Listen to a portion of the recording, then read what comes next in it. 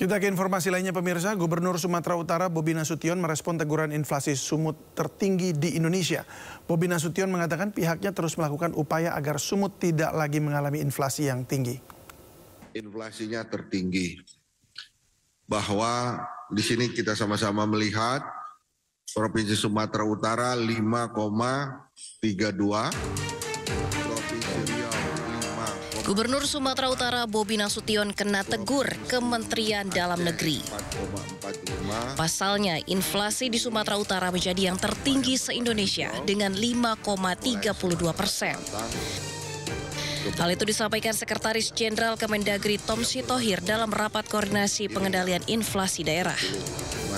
Teman-teman kepala daerah dan pemerintah daerah harus bekerja keras nih, daerah yang merah-merah ini. Kenapa? Karena yang lain bisa. Gitu loh. Menjawab teguran, Gubernur Sumatera Utara Bobi Nasution melakukan sejumlah langkah untuk menekan inflasi. Salah satunya adalah melakukan gerakan pangan murah. Bobi juga akan memperkuat kerjasama antar daerah dalam menjaga ketersediaan pasokan pangan. Yang bisa kita bantu atau bisa kita intervensi adalah dari volatile food-nya. Per hari ini kita sudah ada operasi pasar Pak ya, dan hari ini kita kirim barang juga. Salah satunya yang paling tinggi volatile food-nya adalah cabai merah. Kita ini beli dari luar daerah, dari luar Sumatera Utara. Hari ini sudah dikirim. Kita lagi mau coba cari terus. Kita intervensi sampai dengan akhir tahun ini. Kepala daerah dengan inflasi tertinggi dituntut bekerja lebih keras karena tingginya inflasi akan sangat berdampak bagi masyarakat.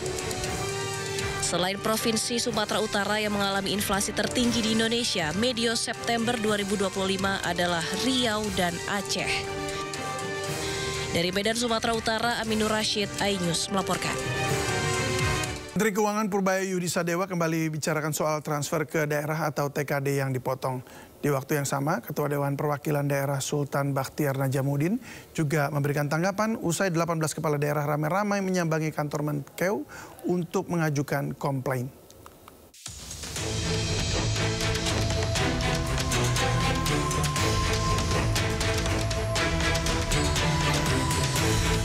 Rencana Menteri Keuangan Purbaya Yudi Sadewa memotong transferan ke daerah menuai protes. Para gubernur tegas menolak rencana pemerintah pusat yang akan melakukan pemotongan anggaran dengan mendatangi kantor Kementerian Keuangan di Jakarta. Meski begitu, Menteri Keuangan masih santai menanggapi perihal transfer ke daerah atau TKD yang diprotes. Usai pelantikan sejumlah pejabat pada Rabu sore di Istana Negara, Purbaya mengatakan dirinya sudah menjelaskan mengapa penurunan terjadi kepada para pemimpin di daerah yang datang ke kantornya. Ia juga menyebut jika ekonomi membaik, tentu penambahan secara otomatis akan dilakukan pada pertengahan tahun depan. Dia semuanya kan kalau dipotong anggarannya pasti protes. Saya bilang ya pertengahan tahun depan mungkin ada ruang untuk mengindik ke atas, upgrade kalau ekonomi sudah mulai bagus dan pajak kita membaik ya. Kalau ekonomi bagus kan otomatis pajak juga naik kan. Nanti kita lihat, saya pesan sama mereka, ya Anda pastikan aja penyerapan anggarannya bagus, tepat waktu dan nggak ada yang bocor. Kalau itu yang terjadi, maka tahun depan kita bisa propose ke atas dan ke DPR untuk menambah. Sementara Ketua Dewan Perwakilan Daerah Sultan Bakhtiar Najamuddin mengatakan legislatif telah berkomunikasi dengan Menkeu dan menekankan untuk perbaikan berkala soal transfer ke daerah serta melakukan penambahan anggaran. Prinsipnya nanti secara berkala itu akan ditinjau ulang. Nah, kami kurang lebih sebulan lebih yang lalu dalam pertimbangan DPD terkait dengan era APBN memang kita sudah meng-underline bahwa memang sebaiknya TKD itu ditambah karena aspirasi para kepala daerah begitu banyak. Tapi juga catatan kita juga bahwa kepala daerah agar betul-betul produktif, efektif dan selektif sehingga juga dana TKD yang diluncurkan ke daerah itu betul-betul punya multiplier efek.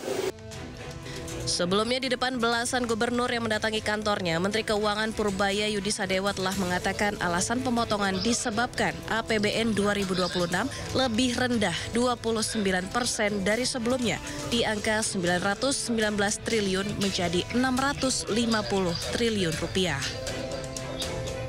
Dari Jakarta, Camar Haenda, Novandwi, iNews melaporkan. Kuasa hukum relawan Jokowi Sylvester Matutina mengklaim kasus pencemaran nama baik yang menjerat kliennya sudah kedaluarsa sehingga tidak bisa dieksekusi. Sylvester disebut berada di Jakarta dan akan mengajukan peninjauan kembali untuk kedua kalinya.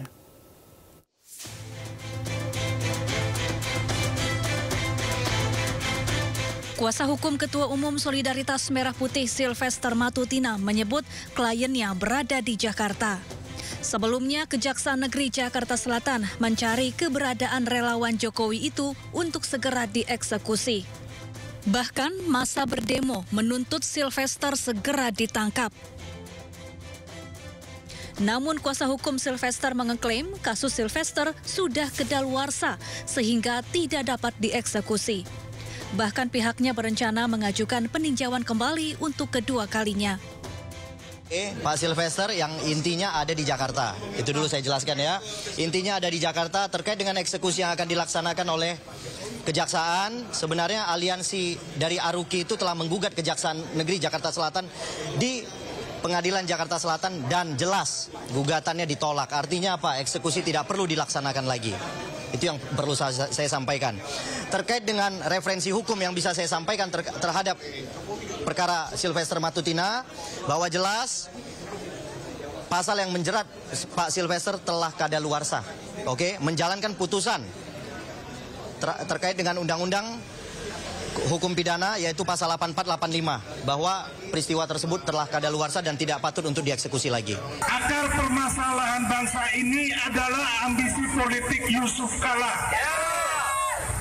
Mari kita mundurkan Yusuf Kala. Sebelumnya, Sylvester Matutina telah divonis bersalah atas kasus pencemaran nama baik terhadap mantan Wakil Presiden Yusuf Kala pada tahun 2018 lalu.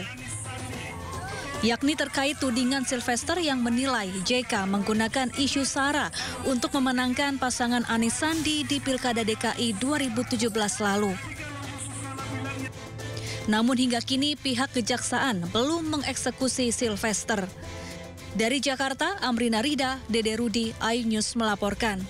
Relawan Joko Widodo dan Pradi Bersatu mendatangi Mabes Polri guna mengirimkan surat keberatan hukum untuk mendesak Polri segera menuntaskan kasus ijazah Joko Widodo.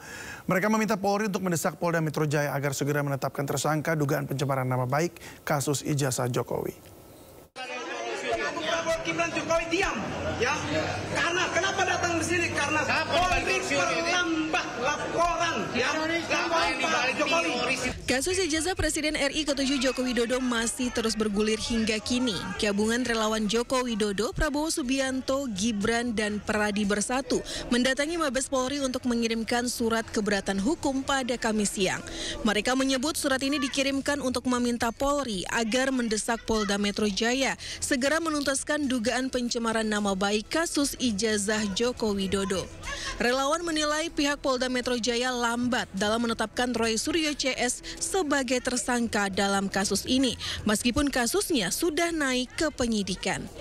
Nah, kita memang adalah ingin, katakanlah selama ini Polri diuak-uak oleh mereka, kita ingin menunjukkan sebagai warga negara, ya, kita mencintai Polri dan kita meminta kepada Mabes Polri dan juga Polda Metro Jaya untuk segera, ya, melaksanakan gelar perkara dan menetapkan status hukum Pak Jokowi, ya, sehingga ini jelas terang benderang dan tidak ada lagi yang namanya polarisasi di bawah. Seolah-olah polisi itu takut sama mereka, ya. Nah, untuk itu kami memberikan surat pengawasan dan keberatan hukum terhadap penyidikan di Polda Metro Jaya, ya.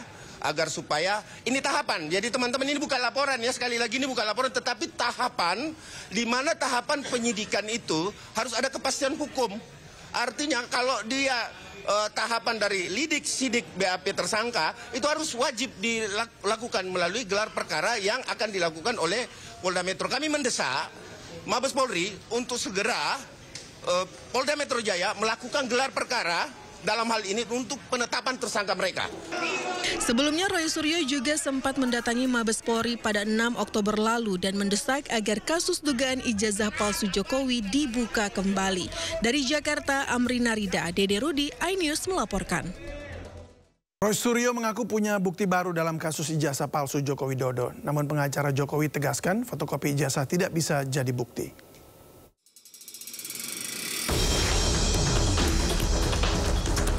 Tim Roy Suryo mengungkap temuan baru terkait dugaan ijazah palsu Presiden ke-7 Joko Widodo. Temuan baru tersebut menguatkan hasil penelitian digital forensik yang menyimpulkan dugaan ijazah palsu Joko Widodo. Dokumen dari KPU dianggap sebagai objek yang sama dengan ijazah yang mereka teliti sebelumnya. Oke, nah ini ya. Meskipun ini kami pertanyakan, ada beberapa kok ditutupi. Ya, jadi uji konsekuensinya itu lagi kita bersurat lagi dengan Pak Bonatua dan Mas Michael itu yang ada di belakang sana. Kita lagi pertanyakan dan apalagi ini legalisasinya ini kan tahun 2019. Kita bersurat juga untuk yang legalisasi tahun 2014 itu juga kita minta, legalisasi tahun 2005 di Jakarta, legalisasi tahun 2010 yang ada di Solo juga kita minta. Sementara itu, kuasa hukum Joko Widodo Yakub Hasibuan menegaskan fotokopi ijazah yang diklaim sebagai ijazah palsu adalah tidak benar. Oleh Bareskrim juga sudah dinyatakan asli karena sudah dilakukan lapor yang menurut kami sebenarnya tidak perlu sampai lapor. Namun proses hukum sudah berjalan dan sudah dipastikan itu asli sehingga dihentikan penyelidikannya. Jadi karena mereka mendapatkan fotokopi itu tidak bisa membenarkan bahwa seakan-akan tuduhan ijazah palsu itu terbukti. Kan nggak ada hubungannya. Kemarin mereka masih bilang, ya saya akan analisa, saya akan periksa lagi. Loh, kok Anda baru mau periksa? Sebelumnya, Bareskrim Polri menyatakan ijazah Jokowi identik. Sementara kasus ijazah palsu di Polda Metro Jaya masih berproses dan telah naik penyidikan. Tim Liputan iNews melaporkan.